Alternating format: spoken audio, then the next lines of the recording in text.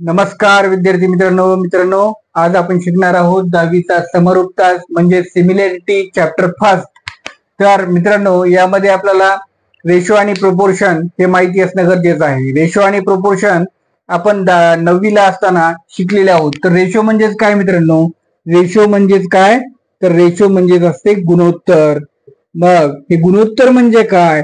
तर बघा आपल्याकडे 5 पेन आहेत आणि त्यापैकी 3 पेन आपण एखाद्याला दिल्या, तर 5 पैकी किती पेन दिले? आपण 3 पेन दिल्या, म्हणजे हे झालं गुणोत्तर। आणि प्रमाण म्हणजे काय मित्रांनो? तर प्रमाण म्हणजे समजा 3 पेन आहेत 45 रुपयाला, तर 5 पेन किती रुपयाला? म्हणजे 45 भागिले 3 15 रुपयाला एक पेन, तर 5 पेनचे किती होतात? 75 रुपये होतात। त्याचप्रमाणे हे जे प्रपोर्शन आहे म्हणजे प्रमाण आहे, तर ते प्रमाण आपण अशा प्रकारे लिहू शकतो। म्हणजेच काय होईल बघा, तिरपा गुणाकार होणार याचा ए गुणिले डी बरोबर बी गुणिले सी।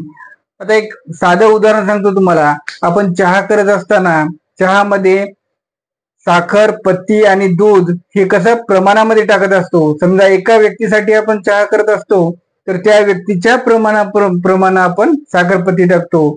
जर व्यक्ती जर वाढले तर साखरपत्ती त्याच प्रमाणामध्ये आपण वाढवत असतो।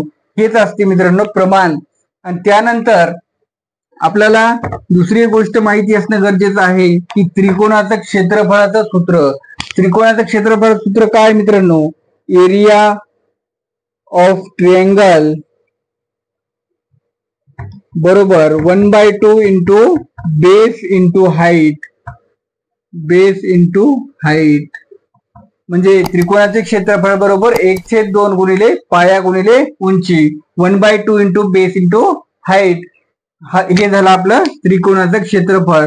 मग आपला पहिला पॉइंट आहे मित्रांनो, दोन त्रिकोणांच्या क्षेत्रफळाचे गुणोत्तर। रेशो ऑफ, पहिला पॉइंट आहे ratio of area of two triangles. दोन त्रिकोणांच्या क्षेत्रफळाचं गुणोत्तर हे आपला पहिला पॉइंट आहे याच्यामध्ये। आता बघा मित्रांनो, त्रिकोण एबीसी आणि त्रिकोण पीक्यूआर हे दोन त्रिकोण आपल्याला दिलेले आहेत। तर या दोन त्रिकोणांच्या क्षेत्रफळाचं गुणोत्तर आपल्याला काढायचंय। तर बघा एरिया ऑफ ट्रायंगल म्हणजेच काय असते? 1/2 इंटू बेस इंटू हाईट। मग आपण पहिल्यांदा काय करू? एरिया ऑफ ट्रायंगल एबीसी घेऊ। बघा एरिया ऑफ ट्रायंगल एबीसी छेद, आता आपण काय करायचंय? Area of triangle PQR. बघा रेशो म्हणजे दोन त्रिकोणाच्या क्षेत्रफळाचं गुणोत्तर घ्यायचंय आपल्याला, म्हणून आपण याच्या खाली घेणार एरिया ऑफ ट्रायंगल पीक्यूआर बरोबर। आता एरिया ऑफ ट्रायंगल एबीसी म्हणजेच काय बघा, 1/2 गुणिले, बघा याचा पाया कोणता आहे? बेस कोणता आहे? बीसी गुणिले हाईट कोणती आहे? इथे राहिलेली आहे मित्रांनो, हाईट कोणती आहे? एडी छेद 1/2 इंटू, बघा एरिया ऑफ ट्रायंगल पीक्यूआर 1/2 गुणिले बेस कोणता आहे याचा? क्यूआर आहे, गुणिले उंची कोणती आहे? पीएस आहे। हे 1/2 गेट्स कॅन्सल अँड काय येतं? बीसी गुणिले AD divided by QR into PS. म्हणजेच दोन त्रिकोणांच्या क्षेत्रफळाचं गुणोत्तर हे त्यांच्या पाया आणि उंचीच्या गुणाकाराच्या प्रमाणामध्ये येते। तर मित्रांनो आता आपण दोन त्रिकोणाच्या क्षेत्रफळाचं गुणोत्तर पाहिलं। आता आपण दोन त्रिकोणाच्या क्षेत्रफळाचं गुणोत्तर पाहणार आहोत जेव्हा हाईट समान असताना। कंडिशन 1 काय आहे? कंडिशन 1 काय आहे? इफ हाईट आर इक्वल, जर दोन त्रिकोणांच्या उंची जर समान असतील तर त्यांच्या क्षेत्रफळाचं गुणोत्तर काय येते? तर बघूया आपण। एरिया ऑफ ट्रायंगल एबीसी छेद area of triangle PQR is equals to, बघा एरिया ऑफ ट्रायंगल एबीसी म्हणजे याचा पाया कोणता आहे मित्रांनो? बीसी हा याचा पाया आहे, गुणिले एडी ही याची काय आहे? उंची आहे, डिवायडेड बाय, आता area of triangle PQR, PQR चा पाया काय आहे, QR हा पाया आहे आणि उंची काय आहे PS. आता BC गुणिले AD म्हणजे काय आहे H आणि PS म्हणजे काय आहे H आहे, म्हणजे QR गुणिले H. आता H गेट्स कॅन्सल, मग काय येईल मित्रांनो BC छेद QR, मग एरिया ऑफ ट्रायंगल ABC छेद एरिया ऑफ ट्रायंगल PQR बरोबर BC छेद QR. म्हणजेच दोन त्रिकोणांच्या क्षेत्रफळाचं गुणोत्तर जर हाईट समान असेल, जर उंची समान असेल तर क्षेत्रफळ त्यांच्या संगत पायांच्या गुणोत्तरामध्ये येतंय. आणि आता कंडिशन नंबर 2 बघा मित्रांनो, condition number 2, if bases are equal, bases are equal, जेव्हा दोन त्रिकोणांचे बेस इक्वल असतात म्हणजे पाया समान असतात तेव्हा या दोन त्रिकोणांच्या क्षेत्रफळाचं गुणोत्तर काय येतंय हे आपल्याला बघायचंय.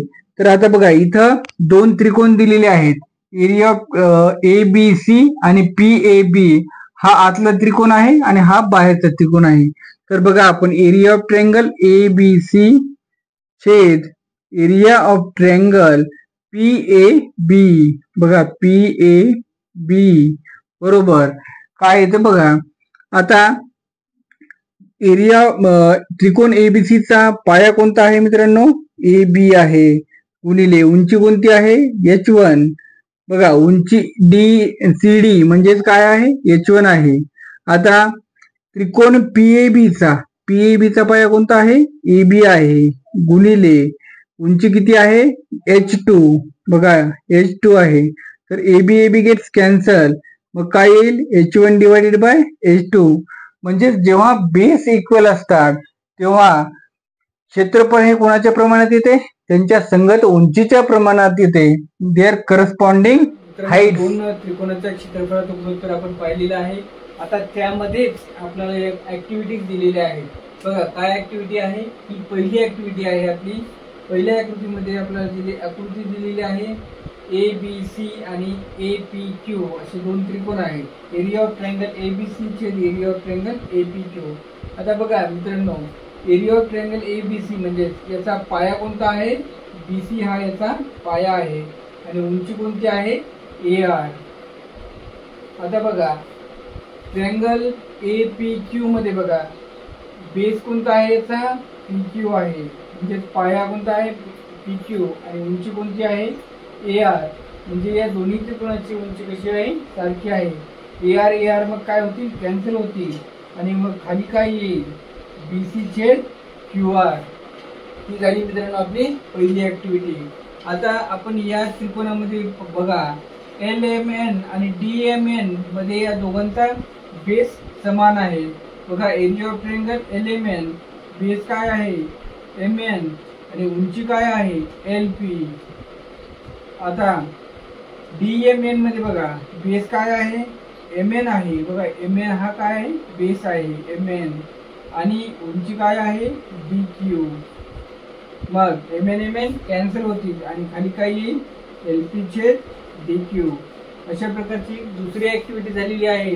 अजून एक तिसरी ऍक्टिव्हिटी आहे ती आपण पाहणार आहोत. तर मित्रांनो ऍक्टिव्हिटी नंबर 3, ABC हा त्रिकोण आपल्याला दिलेला आहे आणि M is the mid point of segment AB. म्हणजे सेगमेंट AB चा मिड पॉइंट म्हणजे मध्यबिंदू आहे. म्हणजे AM बरोबर काय होईल MB होईल. Segment AB and segment CM is a median. तर CM ही काय आहे मध्यगा आहे, त्या त्रिकोणाची मध्यगा आहे. तर ही मध्यगा काय करते त्या त्रिकोणाला दोन समान त्रिकोणामध्येची विभागणी करते. तर मित्रांनो इकडे बघा एरिया ऑफ ट्रायंगल AMC छेद एरिया ऑफ ट्रायंगल BMC आपल्याला दिलेला आहे. बघा आता AMC आणि BMC या दोन्हीही त्रिकोणांची हाईट कशी आहे मित्रांनो समान आहे. म्हणून यांचं क्षेत्रफळाचं गुणोत्तर कशाच्या प्रमाणामध्ये येईल पायांच्या प्रमाणामध्ये येईल. मग AMC आणि BMC चे दोन पाया कोणते आहेत AM आणि BM. AMC चा पाया आहे AM आणि BMC चा पाया आहे BM. मग मित्रांनो बघा, AM आणि BM हे कसे आहेत, सारखेच आहेत. समजा AM आणि BM म्हणजेच काय, AM, कारण AM बरोबर BM आहे. कशामुळे आहे हे, कारण M is the mid point of segment AB. म्हणजे सेगमेंट AB चा M हा काय आहे, मध्यबिंदू आहे. म्हणून AM बरोबर BM असेल. आता AM कॅन्सल होतात आणि शेवटी उत्तर काय येते मित्रांनो, 1 हे उत्तर येते. आता आपण नेक्स्ट सराव संच 1.1 पाहणार आहोत. प्रॅक्टिस सेट 1.1 पहिलं गणित बघा. Base of A triangle is 9 and height is 5. Base of a another triangle is 10 and height is 6. Find the ratios of areas of two triangles. बघा इथं 2 ट्रायंगल्स आहेत. पहिल्या ट्रायंगलची बेस आहे 9 आणि हाईट आहे 5. बघा, there are 2 triangles, triangle 1 and triangle 2. आता आपल्याला काय करायचे, find the ratios of 2 triangles. मग triangle 1 area of triangle 1 divided by area of triangle 2 अशा प्रकारे आपण लिहायचं. अशा प्रकारे लिहिल्याच्या नंतर बघा, आता ट्रायंगल्सचा रेशो काय असते, एरियाचा रेशो काय असते, बेस इंटू हाईट. मग बघा, पहिल्या त्रिकोणाचा बेस इंटू हाईट, बेस किती आहे 9 आणि हाईट किती आहे 5 आहे, डिवायडेड बाय दुसऱ्या त्रिकोणाचा बेस आणि हाईट. दुसऱ्या त्रिकोणाचे बेस किती आहे 10 आणि हाईट किती आहे 6 आहे. मग इथं 6 लिहायचे. बघा, 5 1 5, 5 2 10. मग काय आलं, 9 डिवायडेड बाय 12. 3 चौक 3 त्रिक 9, 3 चौक 12 म्हणजे 3 डिवायडेड बाय 4 याचा आन्सर आलेला आहे. मग इथं लिहायचं ratios of 2 triangles, ratios of areas of 2 triangles are 3:4. Practice set 1.1 दुसरं गणित. BC लंब AB. आता ही आकृती बघा, BC लंब AB वरती आहे आणि AD लंब कशावरती आहे, AB वरती. म्हणजे AD आणि AB ला काय परपेंडिक्युलर आहे. आणि BC बरोबर किती आहे 4 आहे आणि AD बरोबर किती आहे 8 आहे. आता तुम्ही जर पाहिलं तर या 2 त्रिकोणामध्ये ABC आणि ADB मध्ये यांची हाईट कशी आहे, हाईट कमी जास्त आहे आणि बेस कसा आहे दोघांचा पण सारखाच आहे. दोघांचा बेस काय आहे AB आहे. म्हणून यांच्या क्षेत्रफळाचं गुणोत्तर त्यांच्या कशाच्या प्रमाणामध्ये येईल, उंचीच्या प्रमाणामध्ये येईल, हाईटच्या प्रमाणामध्ये येईल. म्हणून आता इथं आपण लिहायचं त्रिकोण ABC व त्रिकोण ADB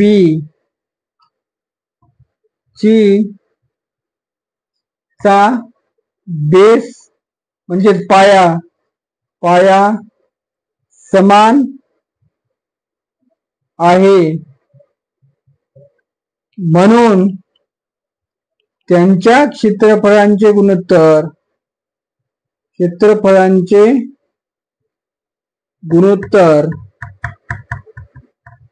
कशाच्या प्रमाणात येईल, उंचीच्या गुणोत्तराच्या प्रमाणात असेल.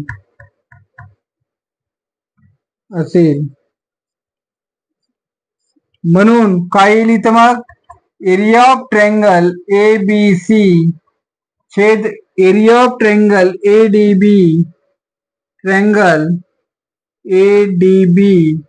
बरोबर काय येईल, BC छेद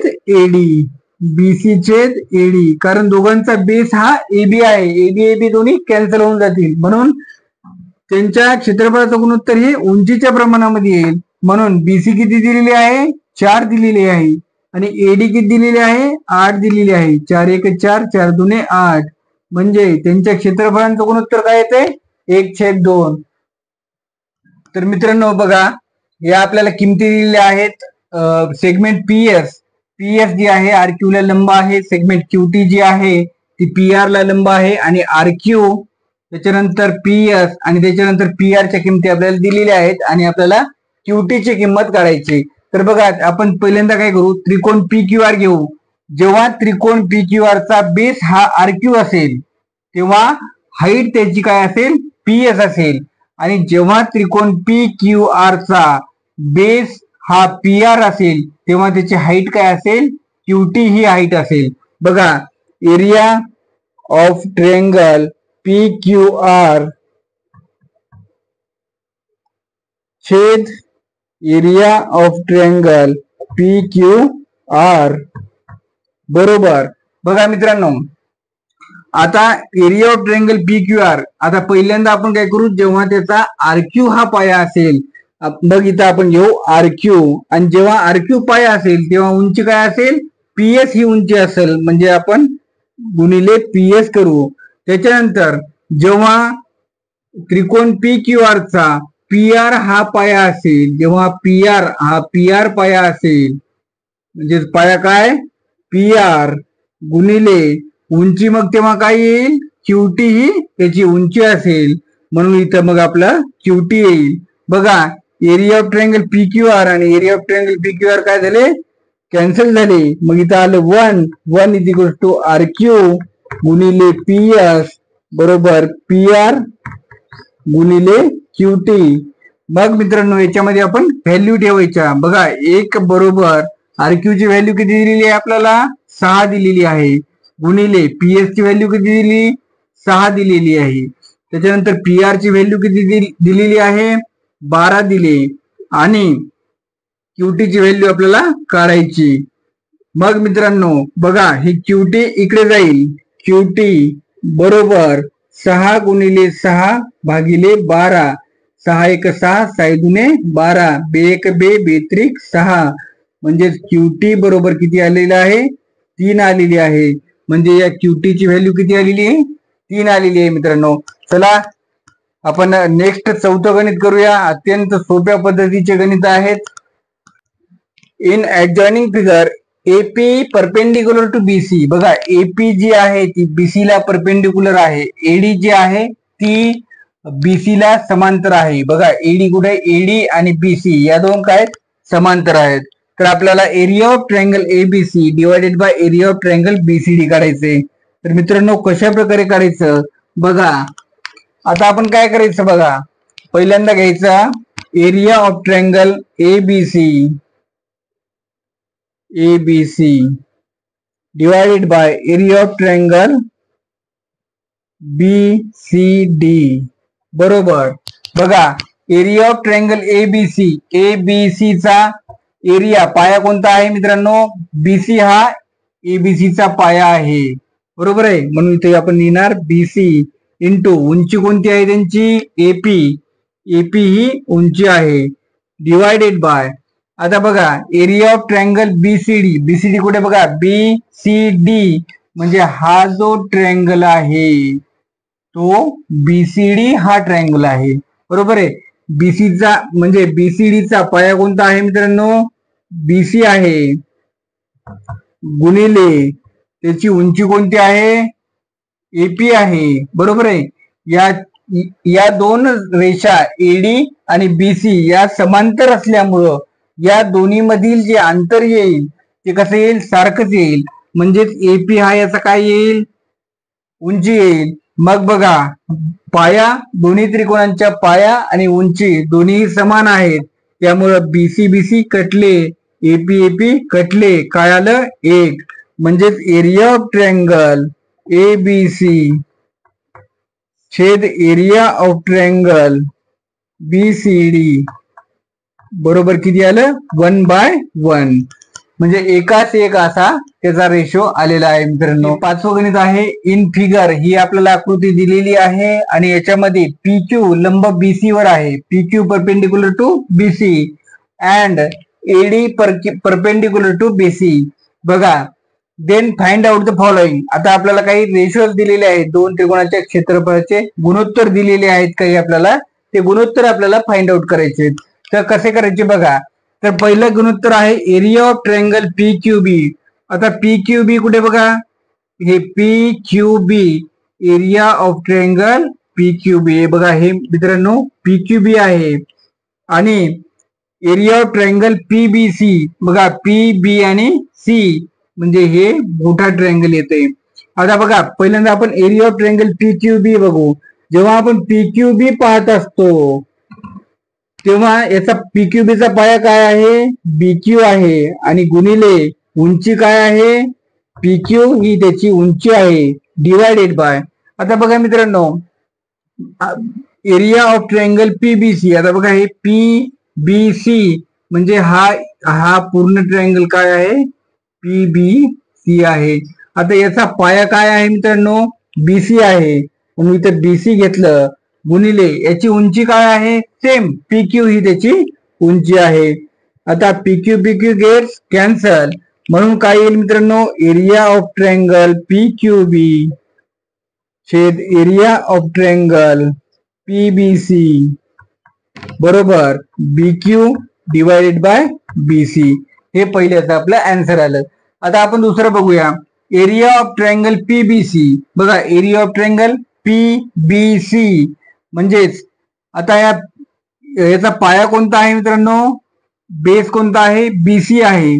इंटू उंची कोणती आहे, पी क्यू आहे. मग इथं आपण पी क्यू घेतलं. त्यानंतर मित्रांनो area of triangle A B C बघा, ए बी सी हा पूर्ण मोठा ट्रायंगल जो आहे तो. आता एबीसी चा पाया कोणता आहे, बीसी हा त्याचा पाया आहे. बघा बीसी गुणिले आणि उंची कोणती आहे मित्रांनो, एडी ही त्याची उंची आहे. बघा ही एडी जी आहे तर ही एबीसी ची उंची आहे. मग बीसी बीसी गेट्स कॅन्सल.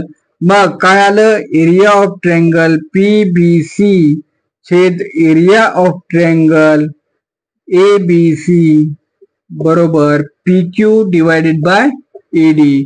त्याच्यानंतर रेशो आपल्याला दिलेला आहे area of triangle A B C divided by area of triangle A D C.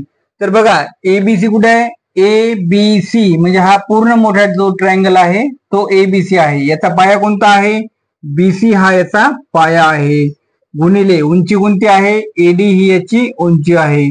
त्यानंतर एडीसी बघा, आता ए डी आणि सी म्हणजे हा जो एवढा ट्रायंगल आहे, हा ट्रायंगल याचा पाया कोणता आहे मित्रांनो, डीसी हा याचा पाया आहे. आणि उंची कोणती आहे, एडी. मग मित्रांनो एडी एडी गेट्स कॅन्सल आणि area of triangle A B C divided by area of triangle A B C छेद ए डी सी बरोबर बीसी डिवायडेड बाय काय, डीसी. हे तिसऱ्या गुणोत्तर आलेलं आहे. आता आपण चौथं पाहूया area of triangle A D C. A D C हा इकडचा जो ट्रायंगल आहे तो पाया कोणता आहे, डीसी. इथे लिहायचे डीसी इंटू उंची कोणती आहे आता याची, एडी आहे बरोबर. त्यानंतर area of triangle P Q C बघा, पी क्यू सी. आता या पी क्यू सी चा पाया कोणता आहे, क्यूसी हा याचा पाया आहे. क्यूसी बघा पी क्यू सी हा क्यूसी हा पाया आहे. इंटू उंची कोणती आहे, पी क्यू ही याची उंची आहे. मग याच्यामध्ये काही कॅन्सल होतं का, काही कॅन्सल होत नाही. म्हणून याचं गुणोत्तर कशा प्रकारे येते, अशाच प्रकारे याचं गुणोत्तर येते. तर अशा प्रकारे आपल्याला सराव संच 1.1 समाप्त झालेला आहे मित्रांनो. लवकरच सराव संच 1.2 ची लिंक तुम्हाला दिली जाईल. ते तुम्ही अवश्य पहा. आवडल्यास लाईक करा, सबस्क्राईब करा आणि सपोर्ट करा मित्रांनो.